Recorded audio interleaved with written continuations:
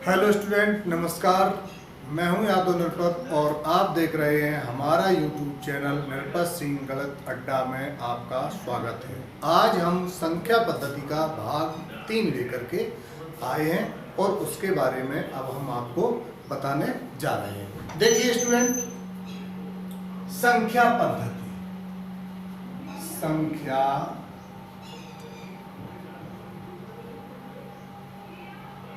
पद्धति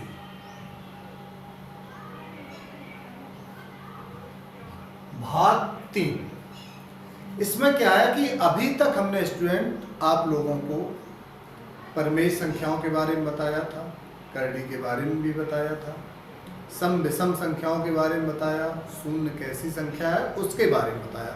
आज हम बताने जा रहे हैं कि क्रमागत संख्या क्या है, क्रमागत पूर्णांक क्या है। तो देखिए, क्रमागत पूर्णांक, क्रमागत पूर्णांक यानी क्रम से। तो देखते हैं, जैसे क्रम से 1, 2, 3, 4 डॉट डॉट डॉट इस तरीके से मानते हैं। उसी प्रकार से जब हमें न दिया हो पूर्णांक और निकालना हो पूर्णांक, उनका योग दिया हो, गुणनफल दिया हो, उनका डिवीजन दिया हो, तो ऐसी संख्याओं को हम कैसे ज्ञात करते हैं, तो हमें मानने पड़ते हैं। तो देख लेते हैं हम। क्रमागत पूर्णांक क्या होगा? x, x plus 1, x plus 2, x plus 3।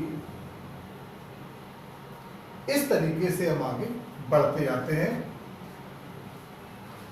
यानी x कोई ऐसी संख्या है जो हमें ज्ञात नहीं है, अज्ञात है। इसमें यदि हम 1, 2, 3, 4, 5, 6 डॉट डॉट यानी आगे ऐसे ही हम जोड़ते चले जाएंगे तो वो क्रमानुसार संख्याएं निकलती चली आएंगी। अब क्या है? क्रमागत सम संख्याएं या सम पूर्णांक। तो क्या होगा? 2x, 2x plus 2, 2x plus 4, 2x plus 6 dot dot up to 1। हमने 2x, अब इसमें क्या है, 2x क्यों माना, x क्यों नहीं माना? आप इस चीज को हमसे पूछ सकते हैं। आपके जहन में ये आ भी जाना चाहिए कि आपने x प्लस 2 क्यों नहीं किया और 2x या 2x प्लस 2 या 2x प्लस 4 इस तरीके से क्यों किया, वो हमसे आप पूछ सकते हैं। और आपके जहन में ये प्रश्न उठना चाहिए, लाजमी है कि ऐसा प्रश्न आपके अंदर उठना चाहिए। तो अब हम देखते हैं, क्योंकि हम सम पूर्णांक लिख रहे हैं, हम क्या लिख रहे हैं? क्रमागत और सम पूर्णांक। तो जब हम किसी भी पूर्णांक में 2 का गुणा कर देते हैं तो वो चाहे फिर सम संख्या हो पूर्णांक वाली या विषम संख्या हो, अगर हम उसमें 2 का गुणा कर देंगे तो हमेशा सम ही प्राप्त होती है। इसलिए स्टूडेंट्स, हम x में 2 का गुणा कर देते हैं पहले से, जिससे कि आने वाली संख्या जो हमें प्राप्त हो वो कैसी हो? सम। अब इसमें जो भी संख्या सम होती है, सम में यदि हम 2 जोड़ें, 4 जोड़ें, 8 जोड़ें, 12 जोड़ें, 14 जोड़ें, कुछ भी जोड़ें, यानी सम में सम ही जोड़ें, तो जो भी संख्या प्राप्त होगी वो हमेशा सम ही प्राप्त होगी। तो प्रत्येक आने वाली संख्या जो है वो सम संख्या आपको प्राप्त हो जाएगी। इस तरीके से ये क्रमागत सम संख्याएं प्राप्त हो गई। अब आगे देखते हैं, क्रमागत विषम पूर्णांक। वही है 2x plus 1, 2x plus 3, 2x plus 5, 2x plus 7, आगे ऐसे भी लिखते चले जाएं। इसमें क्या है, हम जानते हैं, ये विशेष चीज नोट कर लें, सम संख्या प्लस सम संख्या बराबर सम संख्या। सम संख्या प्लस विषम संख्या बराबर स्टूडेंट, ये आपको मालूम होना चाहिए, जानना चाहिए। अगर हम किसी सम संख्या में विषम संख्या जोड़ते हैं तो हमेशा जो योगफल आएगा वो स्टूडेंट विषम ही आएगा, सम नहीं आएगा। और अगर किन्हीं हम दो सम संख्याओं को जोड़ते हैं तो हमेशा सम प्राप्त होगा। इसी प्रकार से विषम संख्या प्लस विषम संख्या बराबर क्या हो जाएगा, एक सम संख्या, और विषम संख्या प्लस सम संख्या बराबर विषम संख्या। यानी आपको ये जानना पड़ेगा, अगर हम सम में सम का योग करेंगे तो सम प्राप्त होगा, सम में विषम का योग करेंगे तो विषम प्राप्त होगा, विषम में सम का योग करेंगे तब भी विषम प्राप्त होगा, अगर विषम में विषम का योग करेंगे तो हमेशा स्टूडेंट सम ही आएगा। ये आपको जानकारी होना चाहिए। इस प्रकार से हमने 2x प्लस 1, अब हम ये सम है, 2x कैसी संख्या है, सम संख्या है, सम में हम विषम जोड़ रहे हैं, इसलिए प्रत्येक आने वाली क्रमानुसार जो संख्या होगी वो विषम ही होगी। अब देखते हैं, बहुत महत्वपूर्ण चीज हम बताने जा रहे हैं कि क्रमानुसार जो पूर्णांक होते हैं उनका योगफल क्या होता है। तो देखते हैं, जैसे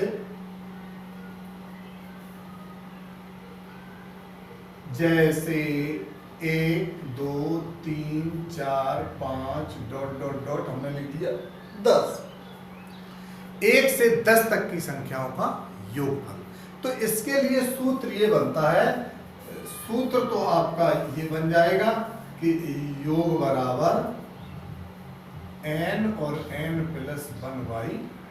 ये लागू कहाँ के लिए होता है, जब भी संख्याएं 1 से शुरू हो, 1 से शुरू हो और कितनी भी संख्याएं, 1000 करोड़ 10 करोड़ लाख 50 100 200, यानी आपके कंपटीशन में 100 200 तक आने वाली है, लेकिन कितनी भी संख्याएं हो, अगर 1 से शुरुआत है, आपको ये ध्यान देना होगा। कई लोग बताते हैं कि वो ऐसे कर लो ऐसे कर लो, ऐसे नहीं, अगर शुरुआत 1 से तो आपका ये वाला सूत्र प्रभावी हो जाएगा, n × n + 1/2।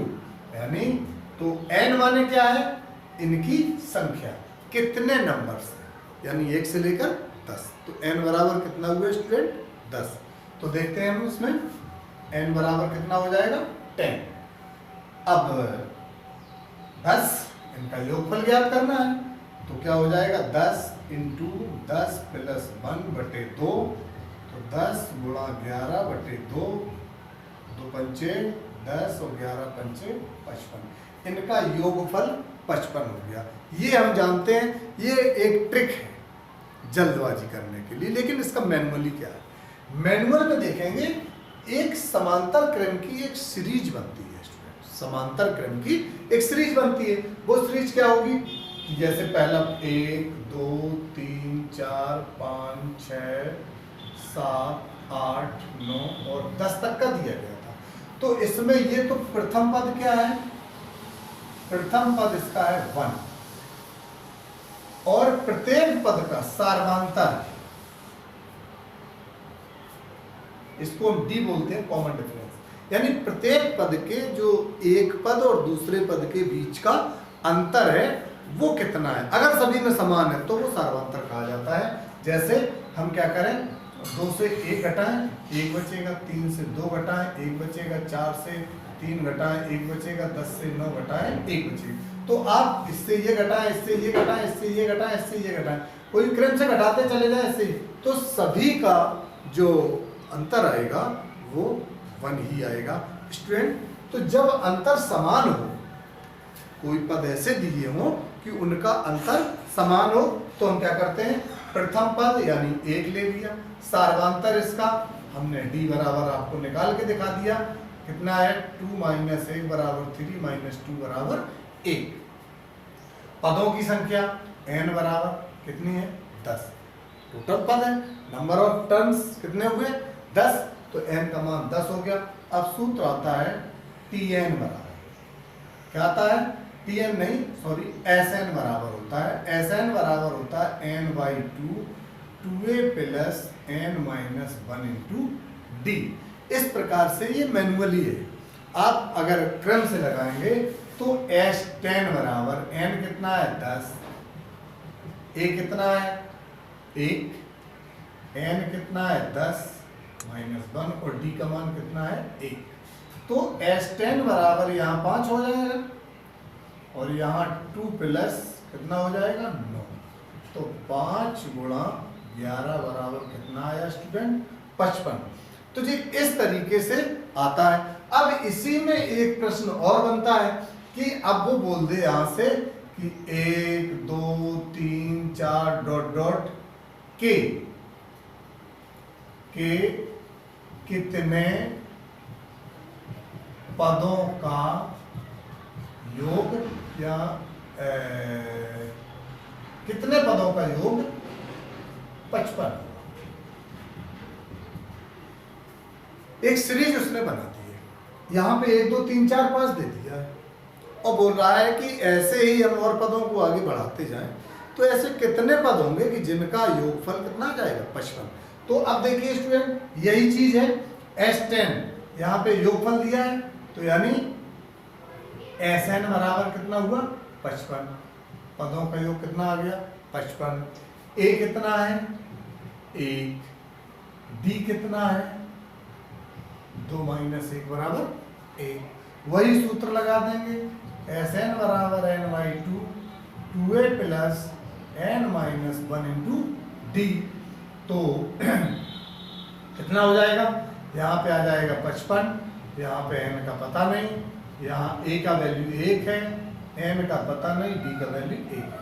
तो 55 गुणे 2 बराबर n, यहाँ पे 2 प्लस n - 1, तो 55 दूना कितना होगा 110। यहाँ पे कितना हुआ n इंटू n प्लस 1। अब हम देखते हैं n इंटू n प्लस 1, यहाँ पे हम रेज कर दें, इसको रेज कर देते हैं और यहाँ पे पुनः देख लीजिए n इंटू n प्लस 1 आ गया तो गुणा करने पर कितना होगा 110 बराबर n स्क्वायर प्लस n, या ऐसे करेंगे n square plus n minus 110 बराबर 0। अब हम इसका फैक्टर कर लेते हैं। क्या करते हैं फैक्टर, गुणा करने पर हो 110, गुणा करने पर कितना हो स्टूडेंट 110 हो, और यहाँ पे माइनस लगा है, इसका मतलब जिन दो संख्याओं का हम गुणा करने पर 110 प्राप्त करेंगे उन्हीं संख्याओं में बड़ी से यदि हम छोटी घटाएं, घटाएं क्यों, क्योंकि यहाँ माइनस लगा है, घटाने पर 1n बचे, कितना बचे 1n, वो भी प्लस का। इसका मतलब यह है कि जो संख्या बड़ी होगी वो प्लस की रखी जाएगी, जो संख्या छोटी होगी वो माइनस की रखी जाएगी स्टूडेंट। अब देखते हैं तो क्या हो जाएगा n स्क्वायर प्लस 11 दशहरा में 110 और माइनस 110 बराबर 0। अगर हम 11 और 10 का गुणनफल करेंगे तो 110 मिलेगा। 11 और 10 का गुणनफल कितना मिलेगा स्टूडेंट 110, और 11 से जब 10 घटाएंगे तो कितना आएगा 1, यानी यही चीज, इसको हम हल करें तो यही चीज मिल जाएगी। अब यहाँ n कॉमन लेंगे तो n प्लस 11, 10 कॉमन लेंगे तो n प्लस 11 बराबर 0, n प्लस 11 और n माइनस 10 बराबर 0, तो n प्लस 11 बराबर 0, तो n डज नॉट माइनस 11, ये असंभव हो जाएगा। माइनस 11 कैसा हो जाएगा असंभव, क्योंकि धन पूर्णांक पूछा गया है। उसमें क्या पूछेगा धन पूर्णांक पूछेगा या प्लस की संख्याएं हमें पहले से दिख रही, तो ऋणात्मक संख्या लागू नहीं होगी। और जब n माइनस 10 बराबर 0 तो n बराबर 10, अर्थात हम कह सकते हैं कि n का मान 10 है, यानी ये कितने पद लिए जाए इसके n बराबर 10 पद लिए जाए। इसी प्रकार से अगर हम उस सूत्र में भी लिख देते कि योग बराबर क्या होता है n इंटू n प्लस 1/2, तो उससे भी आता, उससे भी आ जाता, लेकिन हम दोनों लेके चलेंगे। अगर जब तक मेन कॉन्सेप्ट अगर क्लियर नहीं है तो फिर हमेशा शंका के दायरे में रहते हैं। स्टूडेंट इसी के साथ आज का वीडियो बस इतना ही, आगे फिर हम अगला जो लेके आएंगे उसको आप देखें। हमारे वीडियो को आप शुरू से अंत तक पूरा देखें और पसंद आए तो उसको लाइक बटन दबाएं, शेयर भी करें दोस्तों को। जिससे आपके साथ साथ आपके दोस्त, रिश्तेदार, अड़ोसी पड़ोसी सारे लोग इस वीडियो का लाभ लें। सब्सक्राइब करें, सब्सक्राइब कर दिया है तो बेल आइकन दबाना ना भूलें, जिससे कि सारे नोटिफिकेशन आप तक पहुंचते रहें और आप हर कंपटीशन के लिए तैयार होते रहें। इसी के साथ धन्यवाद।